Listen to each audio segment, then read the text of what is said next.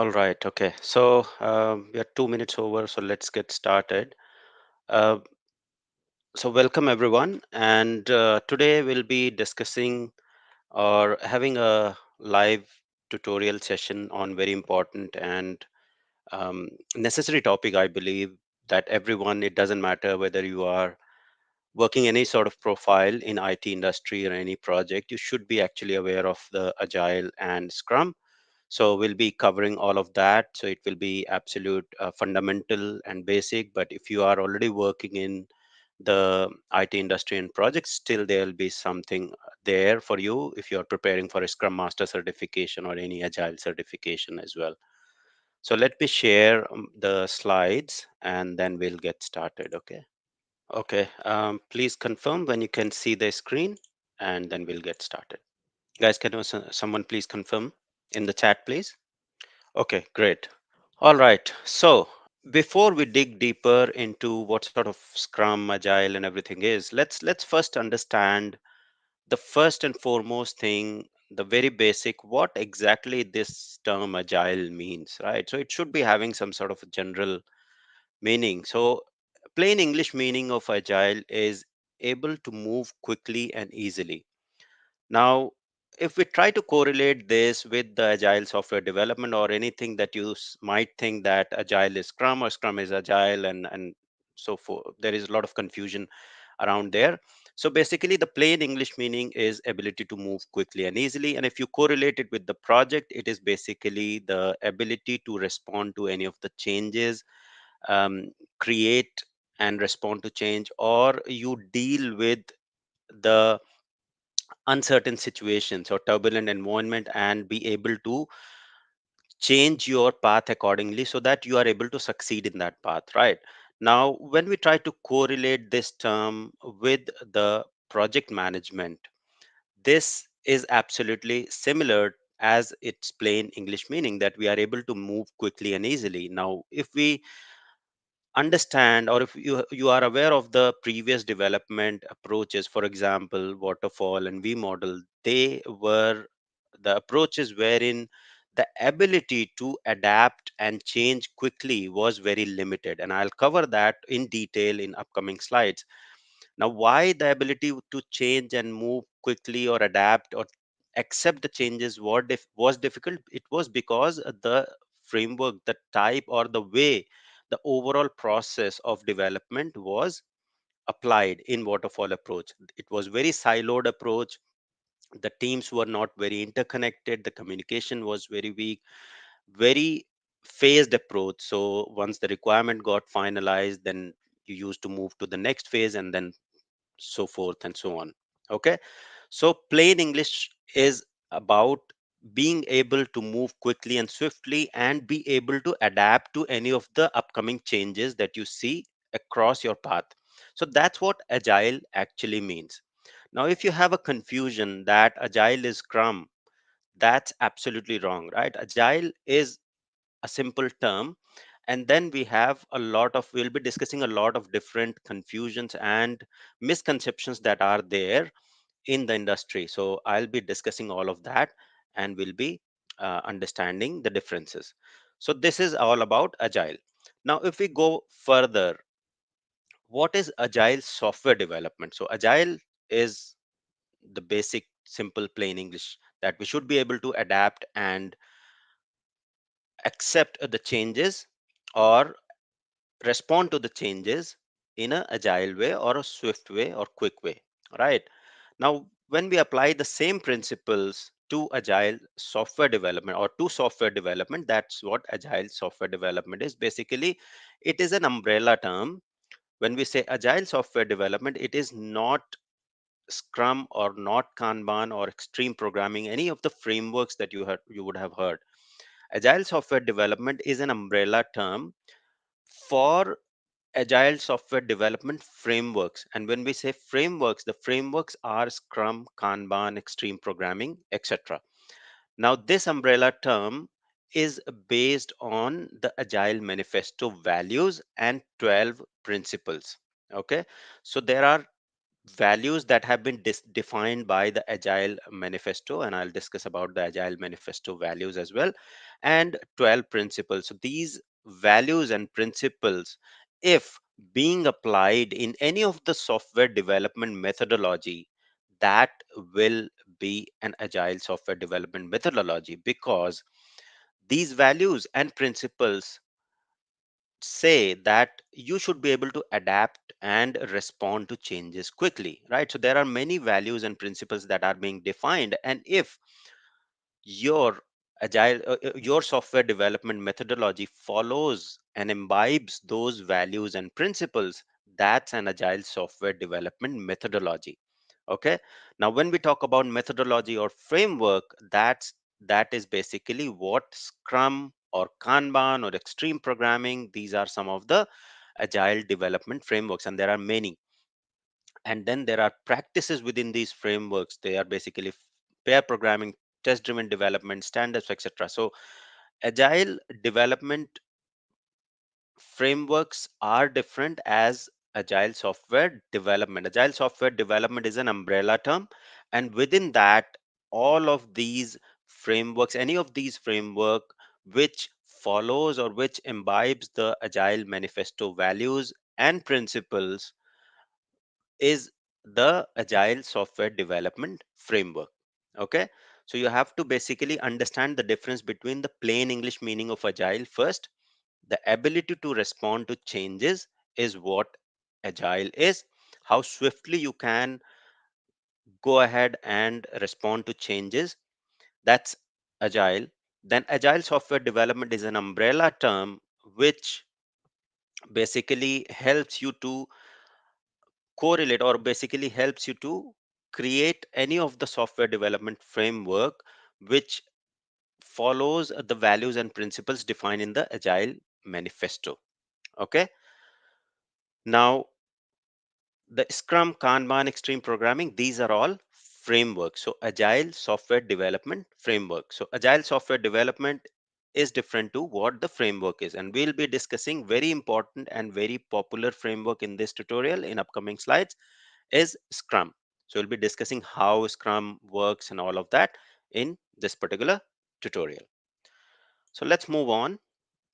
Now, what is Agile Manifesto, right? So if we go back, let me go to one of the important sort of slide. Okay, so this is one of the websites that I found. This is where the Agile Manifesto was written, right? So these 17 people came together, and you can see all of these people, right, who have came together in 2001 February, and they are 17 thinkers, and these people are very popular people, and they are sort of authors of some of the very popular frameworks, for example, so Jeff Sutherland. So they gathered together at the lodge in Snowbird, Utah, and that's where the manifesto, Agile Manifesto, was written. And they had been facing these challenges in waterfall development approach, and then there were some improvements. The V model came in, but then there was a lot of challenges in the V model as well. And that's where these people came together and wrote the manifesto for Agile software development. And what that manifesto is what we are going to understand here, right? So the manifesto says that we are uncovering better ways of developing software by doing it and helping others do it.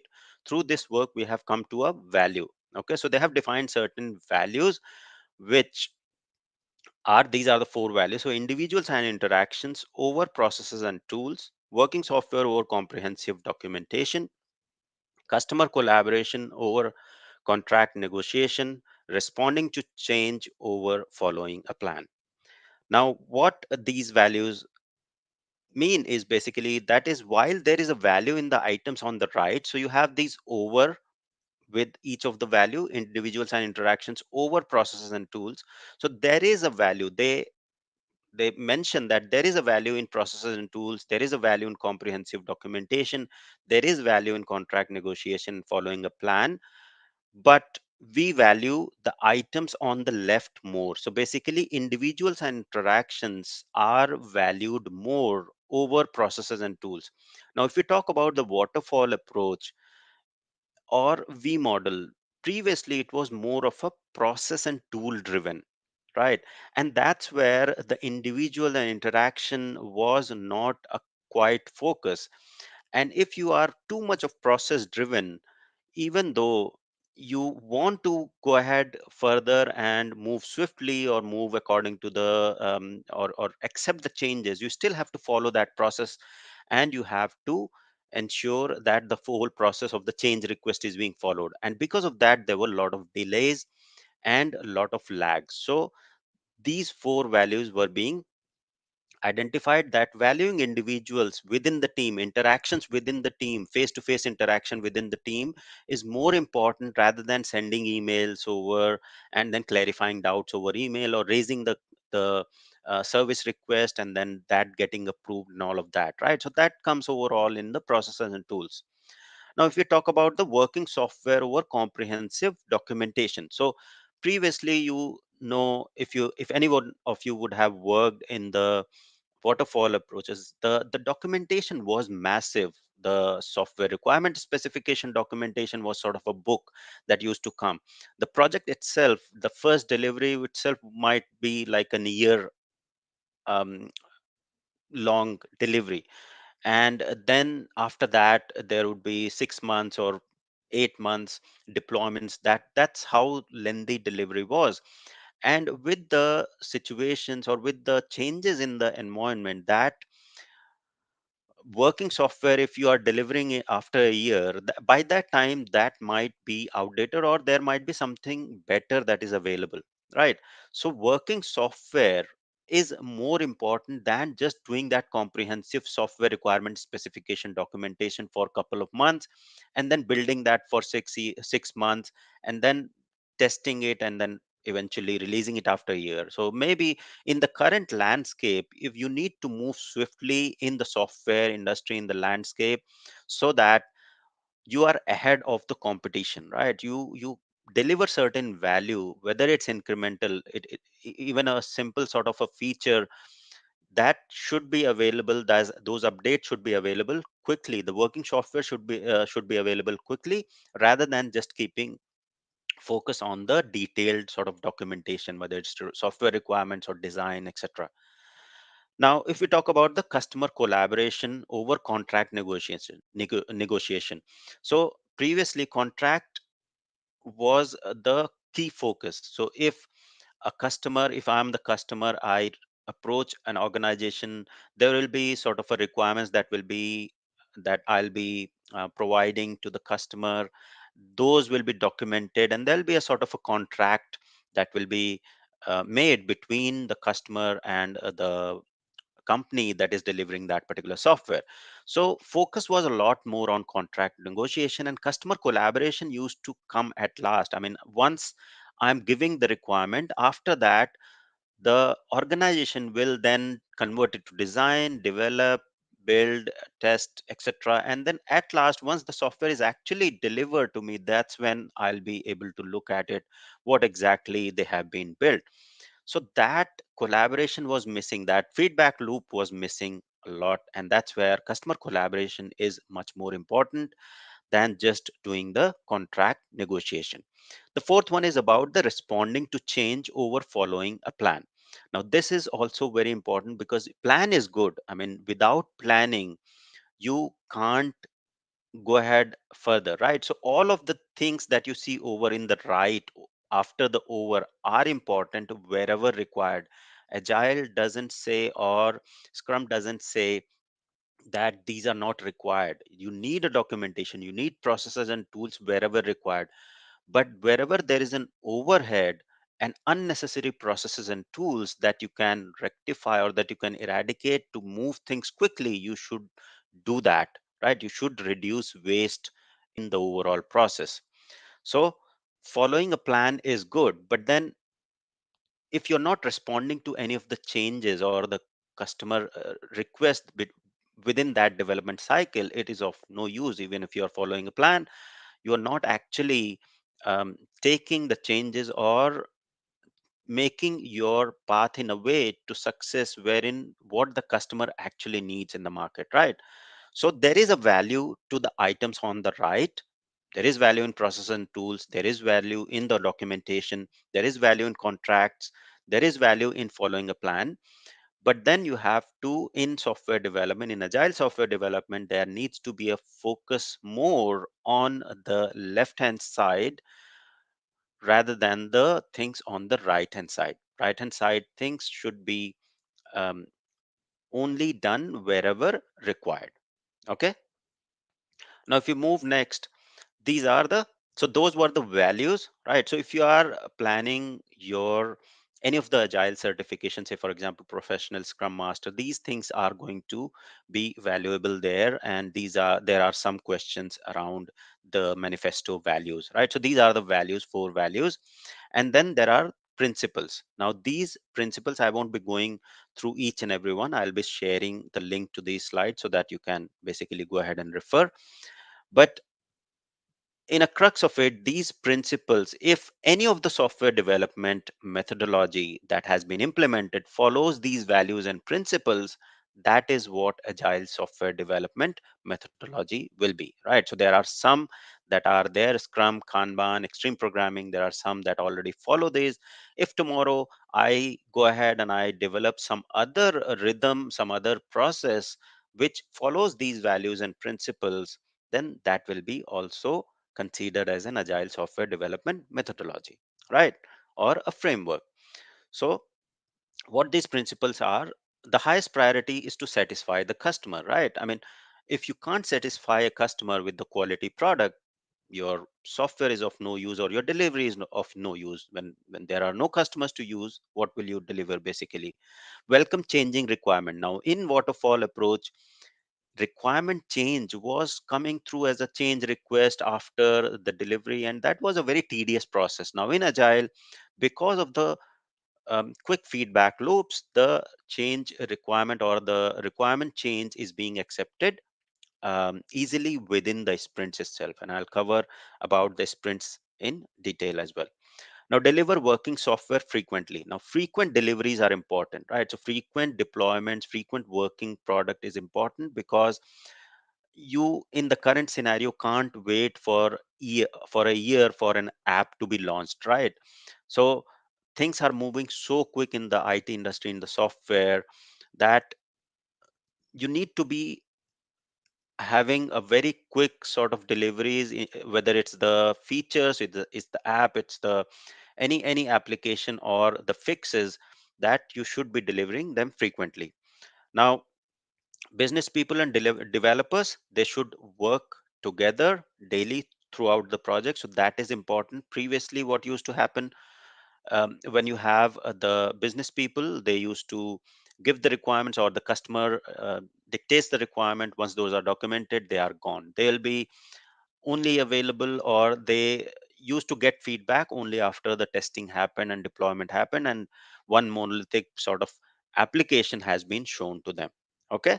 So these are some of the basically principles that build projects around motivated individuals. So team needs to be motivated, supported, etc. And then face-to-face conversation is the key, that when you talk to the customer face to face, and everyone who is building the project, or building and developing the project, when everyone is on the same page, that adds more value as compared to having those comprehensive documentation and everyone reading and not able to get the clear picture of what exactly needs to be built. Working software is the primary measure of progress, right? So it's not just the documentation is the measure of progress. Working software, that whether, if say for example there is an e-commerce application or app you are building, whether the login page is available, whether I can launch login page, right? So that is more important that than having just a page or documentation with the wireframes there, right? So that software, if I, even if I'm able to launch the page and I can see username and password and login button there, that is more important, and that will give me more confidence as a customer, and I'll be able to see exactly, yes, this is what the alignment looks like, this is how the buttons look like if I log in with username and password what happens, what the screen looks like. So that will give me more confidence as compared to just looking at the screens in some sort of a Word document, right? So that's where working software is primary measure. Now, agile process promotes sustainable development. So, sponsored developers users should be able to maintain constant pace indefinitely. Now, this is important. Many projects, what they think is that agile and Scrum, you need to rush around and things just deliver things very quickly. I mean, by default, once you will maintain that constant pace, things will be delivered quickly. But then rushing around and then increasing the capacity or increasing the load over the team, it's not the purpose of the agile or the Scrum.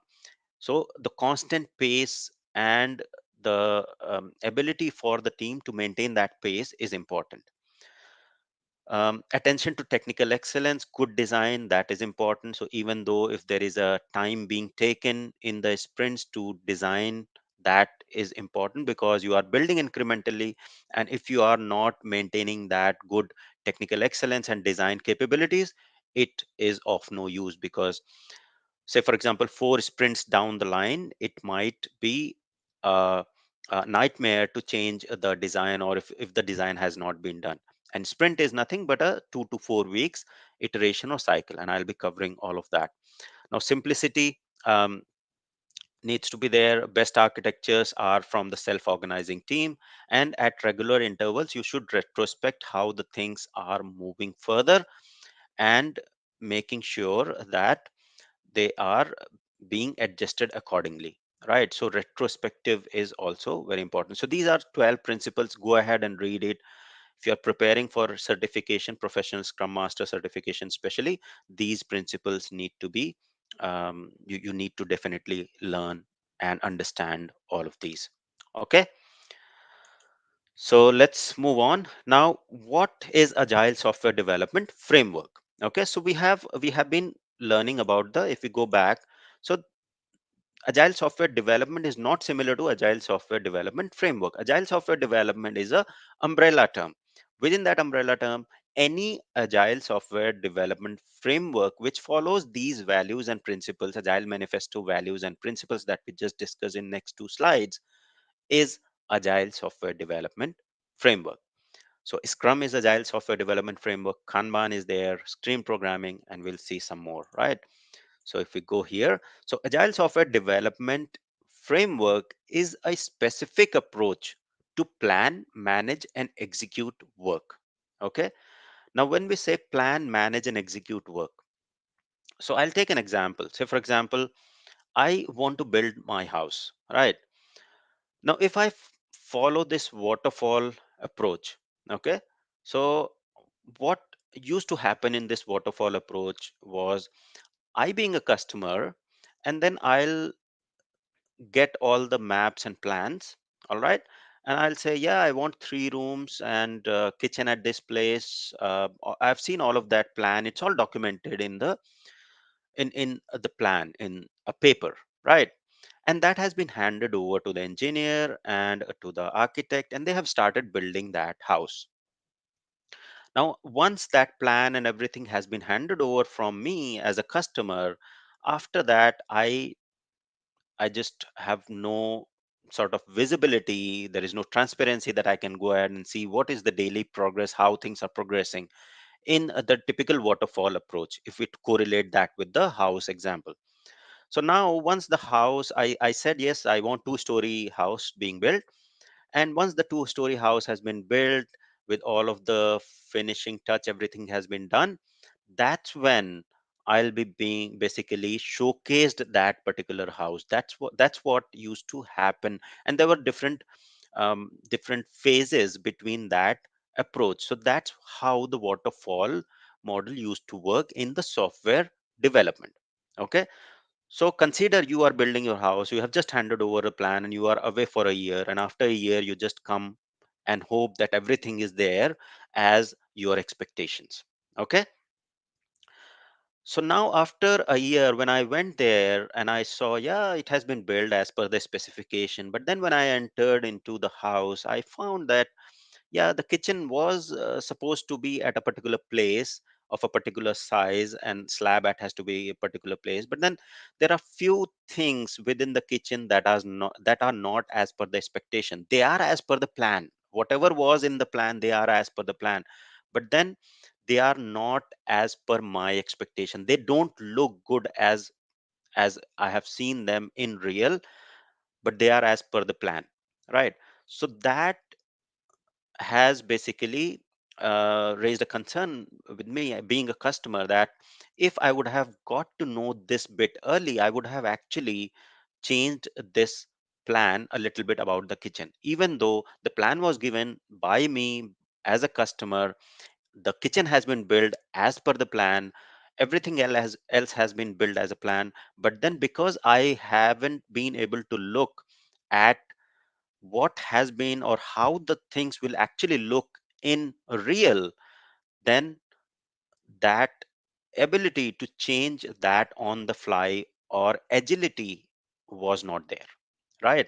So that's where this becomes important, and that's what the drawback with waterfall approach was. So even though the customer has given all the requirements and you even build as per the specification, but still I, being a customer, might not be absolutely 100% sure what exactly things will look like, right, as the end product. So there would be many instances where I might not be able to articulate the requirements well, okay, or even if I have articulated them well, they might not be looking good when I see them and as an end product, okay. So that's the major drawback. Now when we talk about the agile software development, same house approach, the difference here is that once I gave them a plan, every day or every week I have the flexibility and ability to, everyone, the engineers, architects, they communicate with me, they show the progress, whether it's through photos or through, I do the site visits, etc.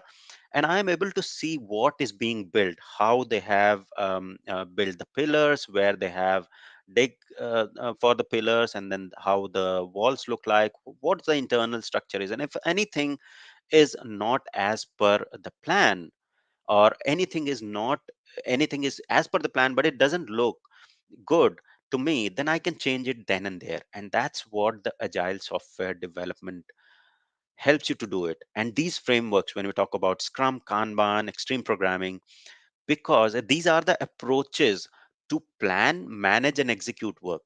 Now, the example that I took about the house, we had the approach to plan, manage, and execute work in the first approach as the waterfall approach, right? I have given the plan. Now, builders and developers and engineers, they are building it. They have their planning, managing, and executing the work. I got the end product, but I might not be exactly happy, right? Because I saw the end product. So that was the first approach of building the house.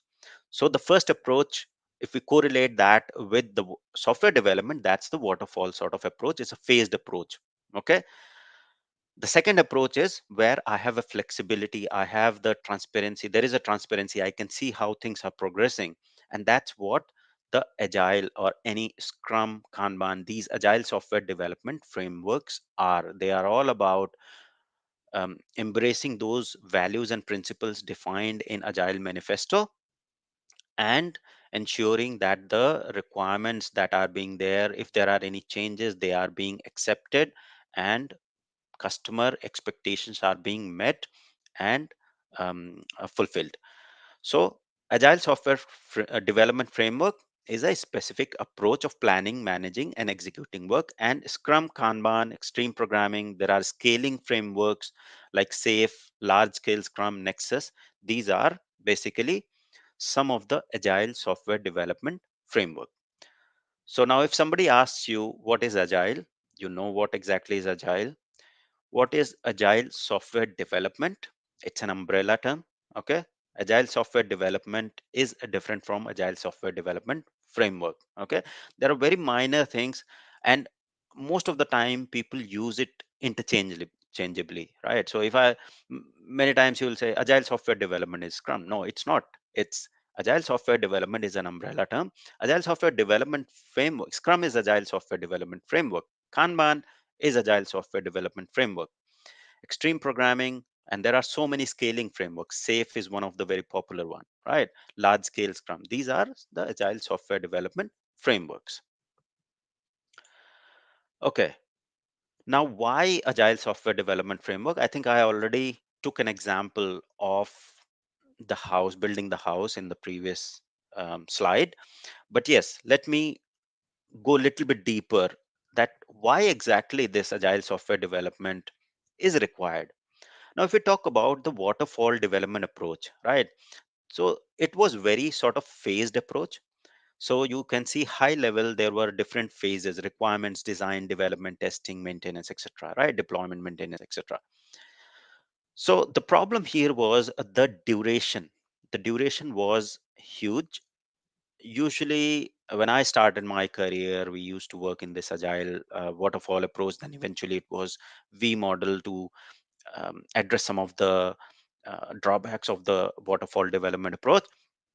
But then the problem here was that you had this requirements phase. Okay, now this requirements phase was when a customer used to basically provide all the requirements, documentation will happen, and there was a dedicated requirements team that will document all those requirements in large sort of pages, right? I mean, word documents, and it could be thousands of word pages there.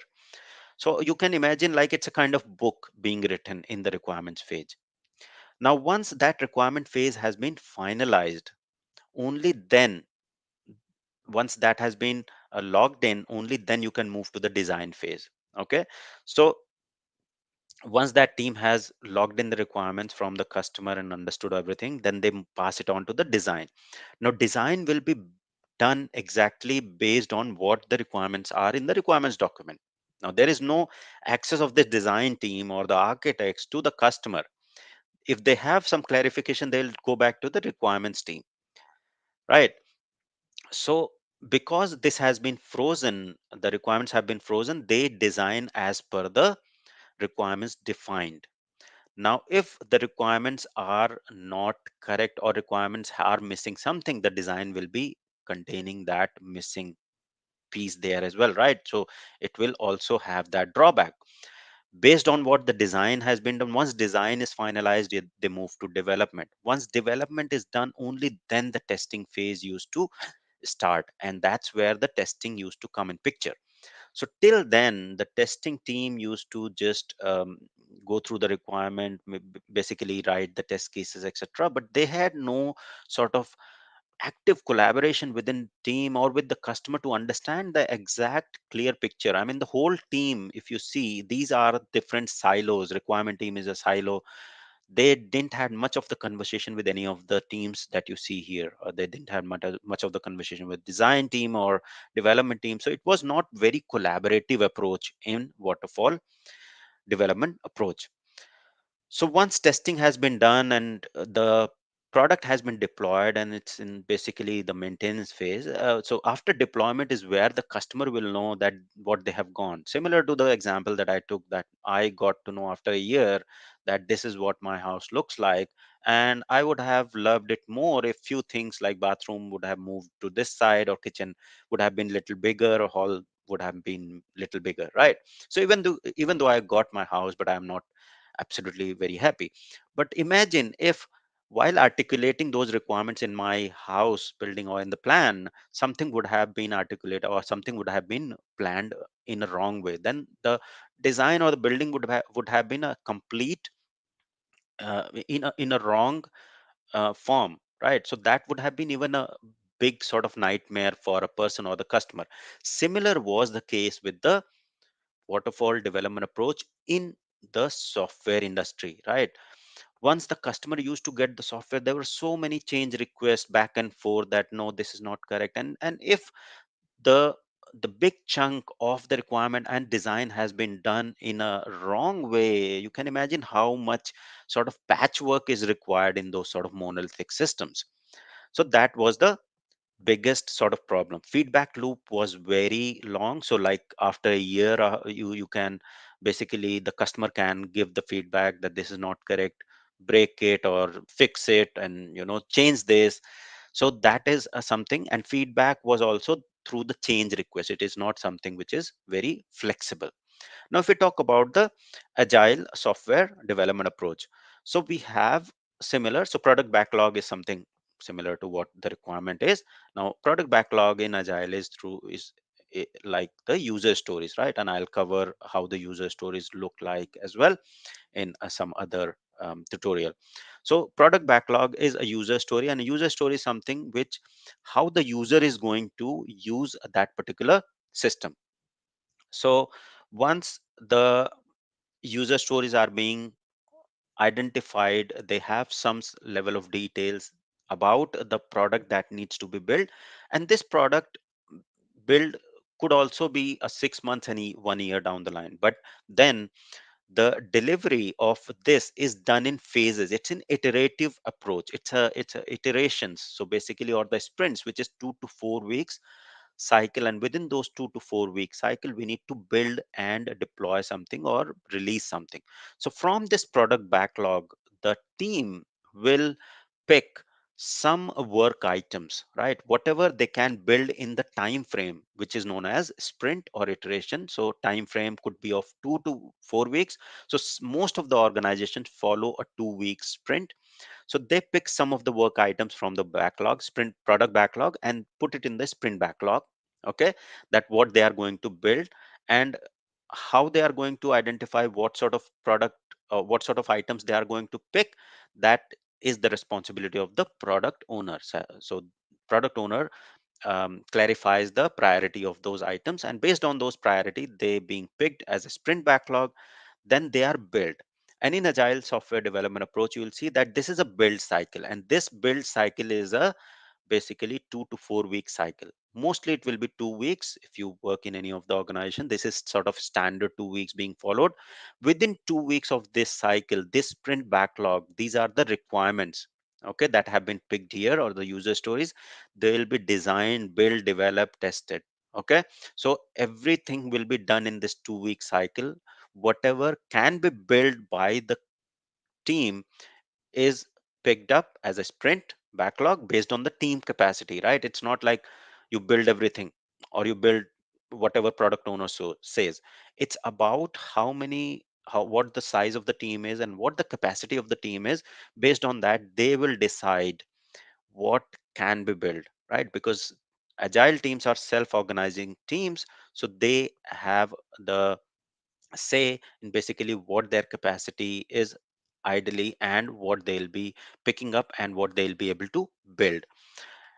So they build, and then potentially shippable release is available after 2 weeks. And if I take an example here, right? So say for example, if there is an website or a customer portal that needs to be built. So when we talk about release, what can be a release, or what can be the working product after 2 weeks? So a working product could be something like, if a login page can be built, or a wireframe, or basically a login uh, page is available with username, password, and the login button. Even though integration is not available, but at least something on the UI front, or if there is some database design that needs to be done, can that be done within that 2 weeks, right? So anything that can be completed and showcased or shown to the customer that this is what has been built, right? So that's what the potential sort of shippable release is all about, so that that can be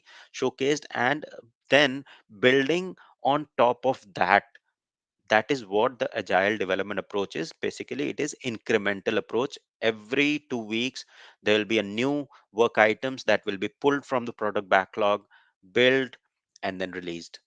Then again, after in the next sprint, after 2 weeks, few more items from product backlog, build, and release, right? And in the build cycle, there is a development team which basically uh, develops, tests, designs everything. It is basically called as build and then release. All right. So this is why agile software development is required and has been there for a while, because there were a lot of disadvantages in the waterfall development approach. Even though after waterfall V model came in picture, where there was a lot of collaboration as compared to the waterfall approach, but then still it was very phased approach as well. So that's when iterative development approach came through, and agile is more of a evolution of iterative development approach with more sort of flexibility and advancements, right? So Scrum is one of the agile software development framework. So moving on, let's get back to Scrum. Now, what is Scrum? Scrum is one of the agile software development framework. And why we are learning Scrum? We are learning Scrum because Scrum is the most popular software agile software development framework, and I think more than 90% of the organizations would be using Scrum, or maybe more than that, right? I don't have exact figure, but wherever I have worked in Scrum or Kanban. So Scrum is a framework, all right, and agile and Scrum are not same. So if you are confused, go back, watch this video a couple of times. You need to clear all these concepts, very important for from the interview point. So, Scrum is a lightweight framework that helps people, teams, and organizations generate value through adaptive solutions for complex problems. Okay, as we have seen in the previous slide, right? So it's something sort of a development approach, which is something similar. We'll completely explain the Scrum in the next slide, but this is something similar what we have seen here. So it's a lightweight framework which will help any of the team to basically build the solution, adaptive solution, so that if there are any changes or adaptations required, it is actually built in the Scrum framework process, right? So you don't have to worry about that, how the adaptations or in the process will happen. Okay, and Scrum employs iterative and incremental approach, as I have discussed previously, that it is an incremental, iterative and incremental approach. You build the login module, you integrate the login module, then after login you have built the home page in the third sprint. So it's an iterative approach, right? So it's an iterative and incremental approach to optimize predictability, right? Because if you are building incrementally, right? So I take an example of my house. I have built all the pillars, right?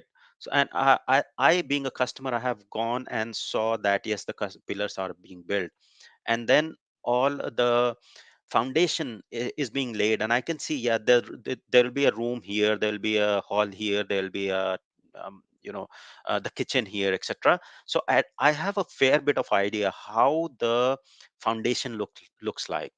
If there is something which I think that is not very correct in the foundation, I can get it changed or corrected then and there, right? So it's iterative and incremental. Similar is with the software, right? I mean, I have built the login screen, and then I have built the login functionality in the next sprint, and then after logging in, the customer is being redirected to a different screen, homepage screen. How the homepage screen looks like, whether it looks correct, or whether login screen itself looks correct or not, the alignment, everything. So all of that can be identified and corrected then and there, right? So Scrum employs that iterative and incremental approach, which will give you more predictability to control any sort of risk. If you do not have that incremental approach, you take an example of building a complete house and then showing it to the customer, then where is that controlling a risk factor there, right? You have built it wrong, okay, or you have built it as per spec, but then this is not good. So the controlling of risk or predictability is not there in that approach. So Scrum provides that predictability and control. It is easy to understand. Now Scrum is very easy to understand, and I'll explain you all about Scrum. You will understand all the rules, roles, everything about Scrum in this, in couple of series that I'll be covering. But it is difficult to master. And why is that case? Like, it's similar to what, if any one of you are playing chess, right? So chess rules, understanding the rules of chess is very simple, right? You just sit down with someone who plays chess, you will be able to understand the rules of chess in like 15 minutes, right? How all the rules are. But then to master chess, it takes lifetime. So similar is what you will find a difficulty with Scrum as well. We'll understand all about the rules, but then you have to get there, you have to get into the team, the people dynamics, and all of that. Only then you will be able to master the Scrum. And even though you keep working, because there is a people factor in the teams, there are different customers, and the the overall ecosystem changes, then the same thing doesn't fit everywhere, right? So it's more of a process and people thing. So it is difficult to master in that particular case. Now, Scrum is founded on empiricism and lean thinking. Now, these two terms you need to understand basically. Empiricism asserts that knowledge comes from experience and making decisions based on what is observed. What this means is that you get the knowledge from the experience, right? And based on decisions, what is observed. Now, taking the house example, once something is being built, foundation is built, I have observed it, right? Or I have experienced the last 1 month how the house was being built, how everything, how the overall process was done. So I assume that the whole foundation of the house, initially when things didn't started, that it might take maybe 2 weeks only, right? But actually it took 4 weeks, it took a month. So now I have that knowledge that yes, I thought it will take 2 weeks to build the foundation of my house, but then it took 4 weeks. Now I have that knowledge that yes, whatever I assumed was wrong. These are the external factors that because of which it took 4 weeks to build it, right? To build the foundation of my house. So I have an experience now. I have observed what has been built. Okay. So empiricism asserts the knowledge, because knowledge comes from experience, whatever past experience is and what you observed. Similar is true with the software case.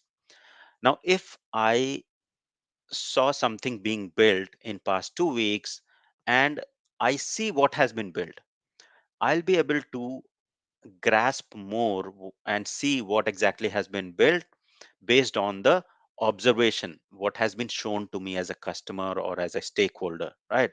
So that's what empiricism is all about. Now, Scrum is founded on empiricism and lean thinking. Lean thinking is all about reducing waste and focus only on essentials. Now, what is lean? Lean is about reducing or removing, eradicating all the waste. Now, what could be the waste in the process, right? I mean, what could be the waste in the project management?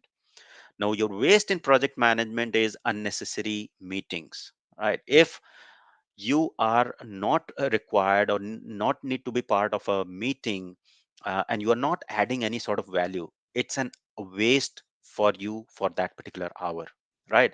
So, as a team, having a meeting only if it is required and including only people that actually will be adding value or are required is what the first and foremost thing is, right? So it'll be basically reducing the waste there, because if you include everyone unnecessarily in a meeting, then you are actually, if you imagine like 5 people in a team sitting there for an hour, you are actually wasting 5 hours. So this is not lean.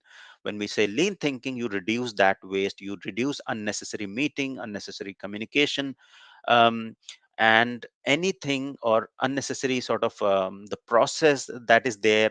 If there is a lengthy approval process that is there, right, that is a waste. So working on lean thinking and empiricism is what the Scrum is founded on. All right. So moving on, let's discuss about the three pillars of Scrum. Now, these all are important terms in terms of certification and what exactly the Scrum is all about. So, three pillars of Scrum are transparency, inspection, and adaptation. Now, Scrum is, when we say these are the pillars. So, when we say transparency, the general term is basically the transparent, whether whatever I'm building is transparent to the stakeholders, to the customers. Can they see and can they see what we are doing actually, right? So that transparency is the first pillar of Scrum. So whatever work we are doing must be visible, and to the team that is building, and to the person or the customer who will be receiving it, right? So because if I am a customer for the house that needs to be built, then it should be visible to me, right? So that I can see what exactly is being built. Similar is with the software.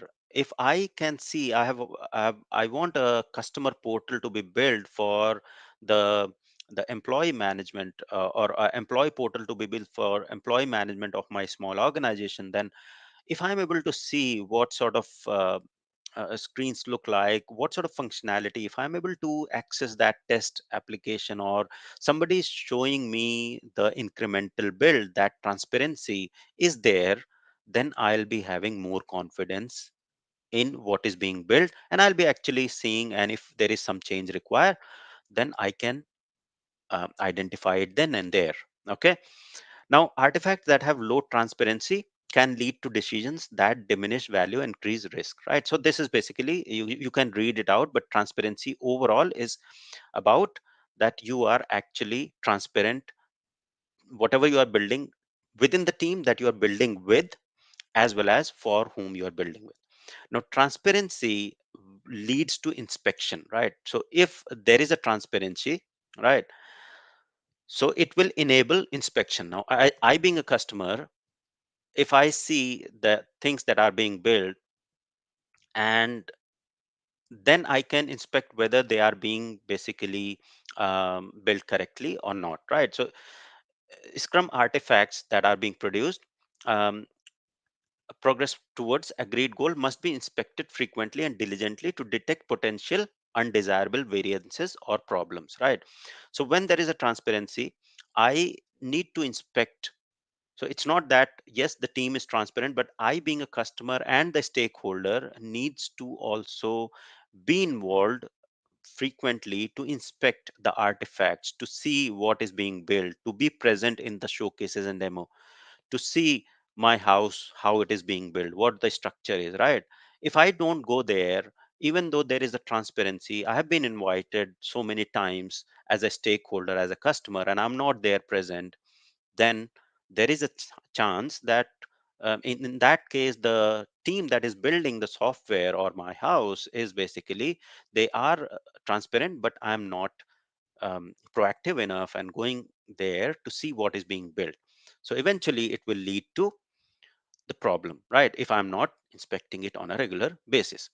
Similarly, inspection enables adaptation. Now, if the house is being built, software is being built, is it not, it is not as per the expectation, or there is something which is not really looking good, I can go ahead and adapt it as a customer, right? I can say, this looks a bit, this will look bit better, or this is not what I thought it will look like, but yeah, I think we can change it this way, right? So let's adapt it.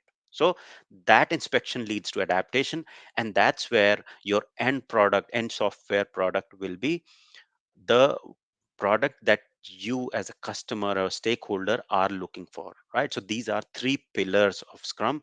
That first thing, transparency needs to be there, inspection needs to happen, right, on a regular basis. When showcases are there, the stakeholders or the customer needs to be there, and based on that inspection, if there are some changes required, the team needs to adapt and adjust to go ahead with the new sort of plan or new approach.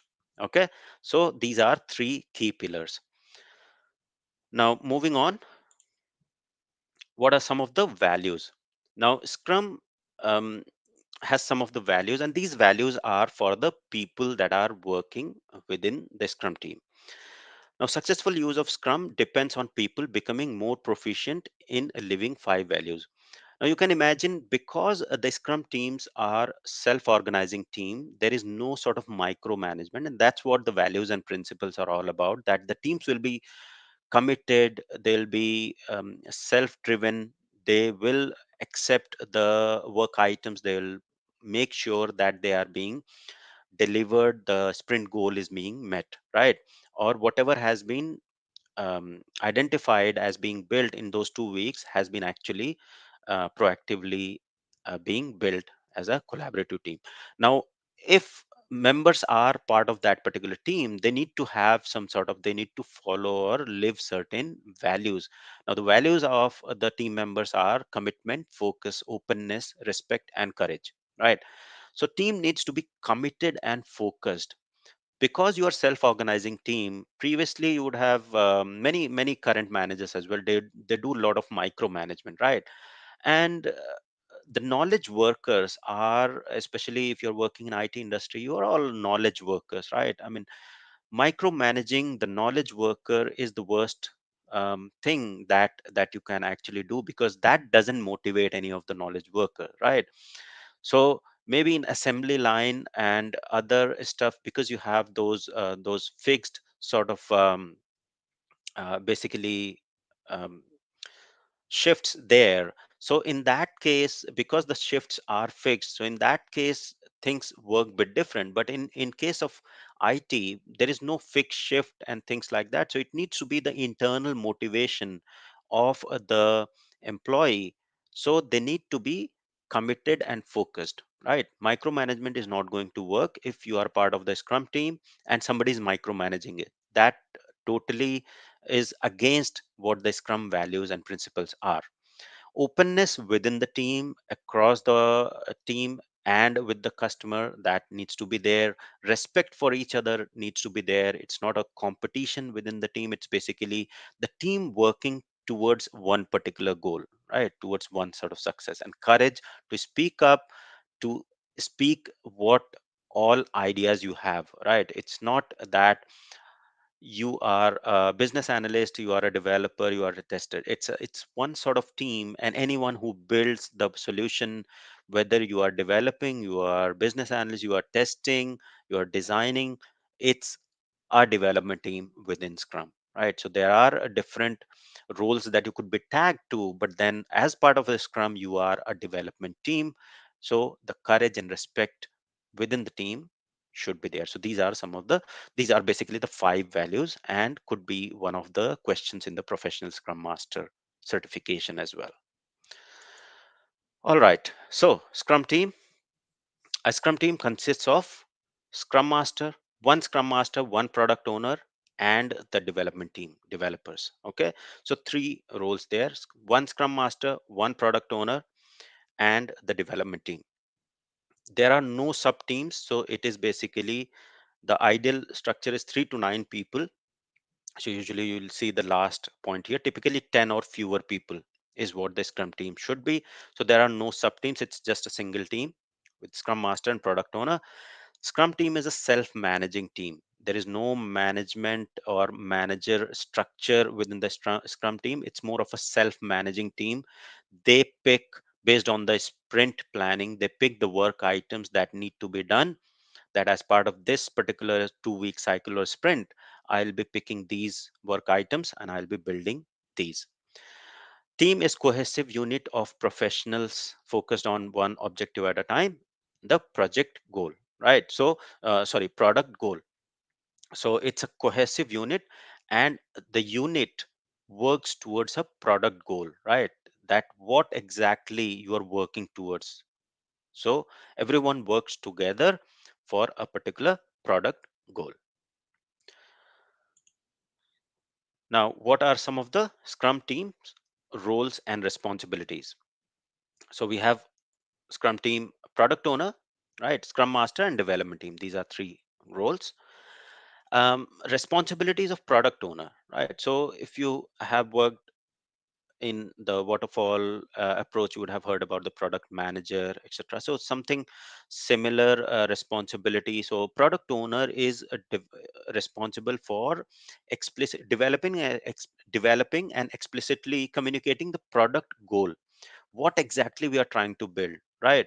So if I am a customer, right, and I want to build a e-commerce application, so I will articulate all the requirements to the product owner, right? So product owner will be there, and the whole team can be there. Basically, it's not just that product owner needs to be there and only product owner will be there, but product owner is sort of a person who explicitly develops and communicates the product goal to the team.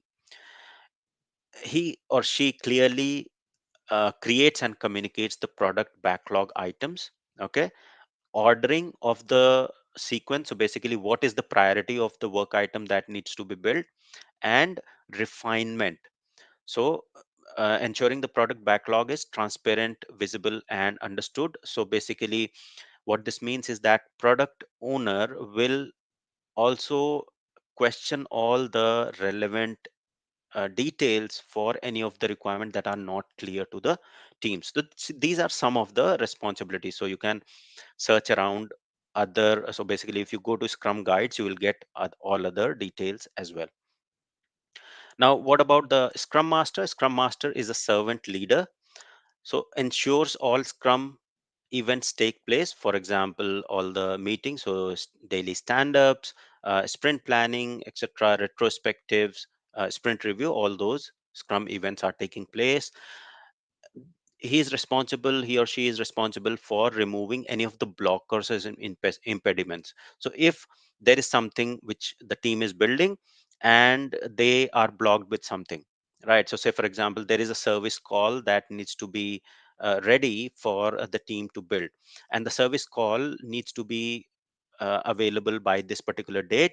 Only then the team can go ahead and progress. So this is sort of an impediment or a blocker. So Scrum Master will ensure that that service call is being ready by that date, so that the team is not blocked and can progress further. So any sort of impediments and blockers need to be removed. Then protecting the team from outside interruptions and distractions. Now, Scrum Master's role is not just about uh, be present in the daily stand-ups, etc. uh, he or she needs to ensure that these events take place, right? But the key thing is to protect the team from the external influences. For example, once we have taken these many items in the sprint, then that is the sprint goal, that is the goal for the team to fulfill.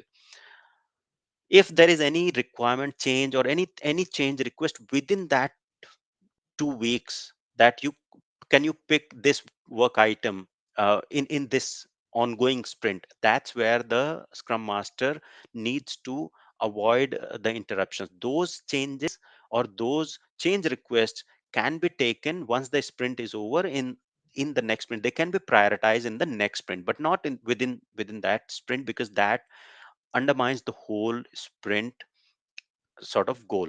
Okay, so then ensuring that all the team and people understand the Scrum, what sort of values and principles are, establishing the environment that is effective for the team, good relationship between the team. So there are a lot of things that a Scrum Master usually does. And Scrum Master not only works with the team, he has the responsibilities with the other stakeholders and across the organization.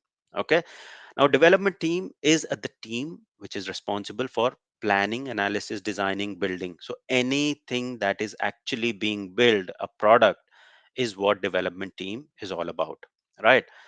Once that has been built, it is potentially shippable. So if, say for example, e-commerce or a customer portal, uh, or employee portal, so employee login page has been built in first sprint, it is available, it can be showcased, right? So it's a shippable functionality. It's not just on papers, it's actually, you can it's deployed on a test environment. You can launch a particular link and you can see that yes, it is being displayed, the login page is displayed. If I provide login username and password, I can log in, right? So a shippable functionality, something which actually I can see as an end user.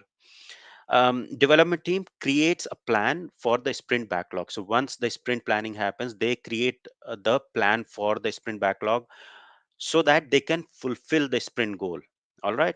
And then within the sprint, they inspect and adapt through daily scrum. So daily scrum happens 15 minutes time box events wherein they inspect and adapt what has been basically built, right? And if there are any changes or how the progress is going, whether we are achieving our sprint goal or not. So if there is something that needs to be adapted, they adapt that, and they work together. Development team works together as one cohesive team to achieve the sprint goal, right? So if we correlate this with the simple house example, I somehow I just love that house example. So product owner is someone um, who is a sort of a, you can say, architect, or or some person who is overseeing the overall my house being built, right? So I explain everything to the product owner. He has the plan, sort of an architect there. He has the plan, he knows how things need to be built, right? A scrum master is another person who is managing basically all the work team that is there, right? Whosoever is doing the actual work on the house. Okay. So tiling and everything, all of that, right? So managing all the team there, and the development team is actual team, or the people who are actually building my house, right? So building the walls and the pillars and everything, and plastering and everything. That's how you correlate basically in the software landscape as well. It's not very good example, but I think that's something which I found easy to correlate, and then would might be helpful for you as well to correlate how these roles actually work. All right. So yeah. So Scrum framework. We are over an hour now. So from most probably tomorrow, I'll schedule another session, an ongoing session to discuss the Scrum framework. All right, and we'll discuss all about this framework, how the Scrum framework works, what sort of key things are there, and how actually it correlates with the projects within organizations. So that's pretty much all for today. If you guys have any questions, then please share your questions and I'll answer those. Okay, why using Scrum Master? Can you please elaborate this question a little bit? What do you mean, or why using Scrum Master? Something I want to understand what exactly you want to, because this question looks incomplete to me. There is one here, the Tatri brother, when start end-to-end framework free course. Okay. Yeah, I'll be starting that soon.